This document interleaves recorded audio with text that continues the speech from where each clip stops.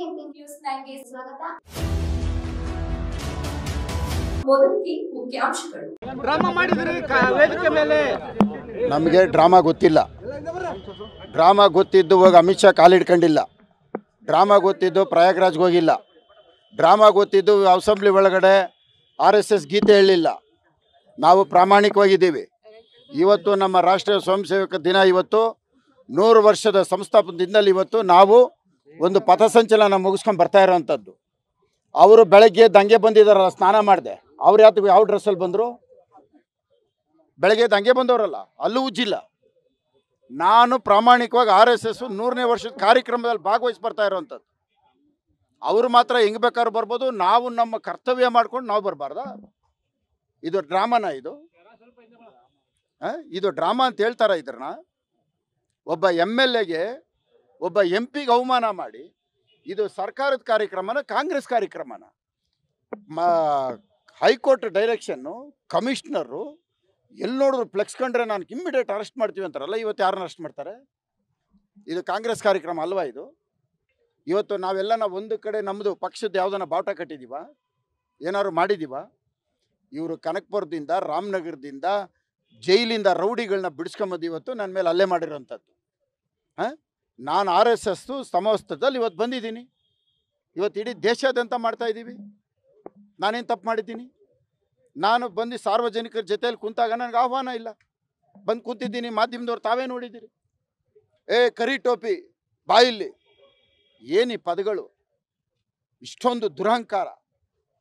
ಸಾರ್ವಜನಿಕ ಜೀವನಕ್ಕೆ ಬಂದ ಮೇಲೆ ನಾವು ಸೌಜನ್ಯದಿಂದ, ಗೌರವದಿಂದ ನಡ್ಕೋಬೇಕು. ಒಬ್ಬ MLA ತಾನೆ ನೀವು? ನನಗೆಲ್ಲ ಬಾರೋ ಇಲ್ಲಿ ಕರಿ ಟೋಪಿ ಅಂದಿರೋದು. 5 ಲಕ್ಷ ಜನಸಂಖ್ಯೆ ಇರ್ತಕ್ಕಂಥ ಒಂದು ರಾಜರಾಜೇಶ್ವರಿ ವಿಧಾನಸಭಾ ಕ್ಷೇತ್ರದ ಜನತೆಗೆ ಅವಮಾನಿಸಿರೋದು ಇದು. ಇದು ಮುನಿರತ್ನ ಅಲ್ಲ, ಇದಕ್ಕೆ ಇಡೀ ಕ್ಷೇತ್ರಕ್ಕೆ ಅವಮಾನ ಮಾಡಿರೋದು. ನೀವು ಕಾರ್ಯಕ್ರಮ, ಸರ್ಕಾರದ ಕಾರ್ಯಕ್ರಮ ಬರೋಕ್ಕೆ ಮುಂಚೆ ಒಬ್ಬ ಶಾಸಕರಿಗೆ, ಒಬ್ಬ ಸಂಸದರಿಗೆ ಒಂದು ಮಾತು ಏನಾದ್ರು ಮಾಡಿದ್ದೀರಾ? ಅಲ್ಲಿ ಸರ್ಕಾರದ ಕಾರ್ಯಕ್ರಮದಲ್ಲಿ 2 ಫೋಟೋ ಹಾಕ್ಕೊಂಡಿದ್ದಾರೆ. ಕರ್ನಾಟಕ ರಾಜ್ಯ ಸರ್ಕಾರದ ಲೋಗೋ, 2 ಫೋಟೋ. ಎಲ್ಲಿದೆ ಆಹ್ವಾನ? ಅಲ್ಲಿಗೆ ಬಂದಾಗ ನಾನು ಸಾರ್ವಜನಿಕರು ಬನ್ನಿ, ಎದ್ದು ಬನ್ನಿ ಅಂತಾರೆ. ಎದ್ದು ಬನ್ನಿ ಅನ್ನೋದು ಆಯಿತು. ಒಂದು DCM ಆಗಿ ಯಾಕ್ರಿ ಒಂದು ಆಹ್ವಾನ ಕೊಟ್ಟಿಲ್ಲ ಅಂತ ಕೇಳೋಷ್ಟು ಸೌಜನ್ಯ ಇಲ್ಲ? ಅಧಿಕಾರಿಗಳು ಕೇಳ್ಬೋದಾಗಿತ್ತಲ್ಲ? ಅದಕ್ಕೆ ಸರಿಪಡಿಸಿ ಆಯಿತು, ಅಧಿಕಾರಿಗಳು ತಪ್ಪು ಮಾಡಿದ್ರೆ ಸರಿನೋ, ಬಂದು ನೀವು ಇಲ್ಲಿ ಭಾಗವಹಿಸಿ ಕಾರ್ಯಕ್ರಮದಲ್ಲಿ ಕರಿಬೋದಲ್ಲ? ನಾನು ಪಕ್ಕದಲ್ಲಿ ವಾಕ್ ಮಾಡ್ತಾ ಇದ್ರೆ, ಹಿಂದೆಗಡೆ ಬರ್ತಾ ಇದ್ರೆ, ಪಕ್ಕದಲ್ಲಿ ವಾಕ್ ಮಾಡ್ತಾ ಇರೋದು ಯಾರು ನೋಡಿದ್ರಲ್ಲ? ಯಾರಿದ್ದು ಹೇಳಿ? ಯಾರಿದ್ದು? ಸೋತ ಅಭ್ಯರ್ಥಿ ಅಲ್ಲ. ಮಹಾಭಾರತ ಯುದ್ಧ ನಡೆದಿದ್ದು ಎಣ್ಣೆ, ರಾಮಾಯಣ ನಡೆದಿದ್ದು ಎಣ್ಣೆ. ಈ RR ನಗರದಲ್ಲಿ ಕುರುಕ್ಷೇತ್ರ ನಡೀತಾ ಇರೋದು ಒಂದು ಎಣ್ಣೆ. ಆ ಮಹಾನುಭಾವ DK ರವಿ ಬದುಕಿದ್ರೆ ನನಗೆ ಈ ಜೈಲಿಗೂ ಹೋಗ್ತಾ ಇರಲಿಲ್ಲ, ಇವತ್ತು ನನಗೆ ಈ ವನವಾಸನೂ ಇರ್ತಾ ಇರಲಿಲ್ಲ, ಇಷ್ಟೊಂದು ನೋವು ಅನುಭವಿಸ್ತಾ ಇರಲಿಲ್ಲ. ಆ DK ರವಿ ಸತ್ತು ಇವತ್ತು ಇಲ್ಲಿ ಬಂದು ನನಗಿಲ್ಲಿ ಆಗಿರೋದಿದು. ಒಂದು ಹೆಣ್ಣು ಏನೇನು ಕೆಡುಕು ಮಾಡ್ಬೋದೋ ಎಲ್ಲ ಮಾಡ್ತಾ ಇರೋದು.